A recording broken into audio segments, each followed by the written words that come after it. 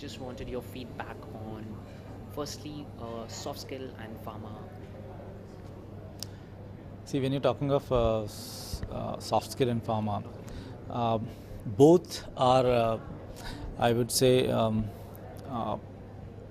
an absolute essential as far as pharma is concerned.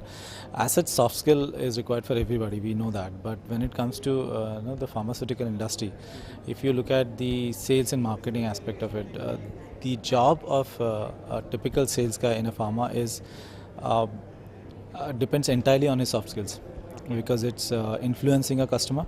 So when you're actually influencing, the soft skills play a major, I would say, the most essential part of your success. So from the sales and marketing perspective, it is absolutely essential.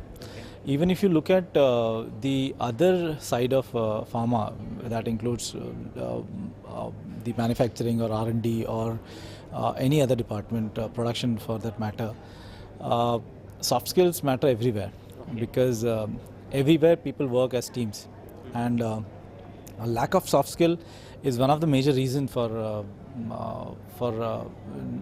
conflicts, for lack of ultimate results.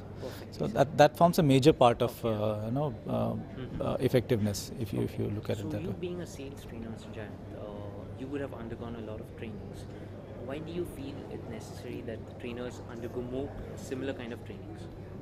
Trainers undergoing similar kind of Yeah, trainings. like trainers undergoing training again. The trainers itself Yeah, undergoing they training. need to, because if a trainer has to train, uh, he needs to be constantly updated on his skills. Okay. So the learning is never ending. So it is absolutely essential for a trainer to keep on sharpening the saw. Okay. So how do you think this training would benefit the attendees? If you're looking at train the trainer, it is definitely going to be beneficial. But I would also like to add here one of the comments from the forum that we had today. Uh, it would be better if you cover the other aspect of training also. One is you're dealing with making a trainer effective inside a classroom. Okay. The other aspect of a trainer's job, particularly with pharma industry, is managing training, Okay.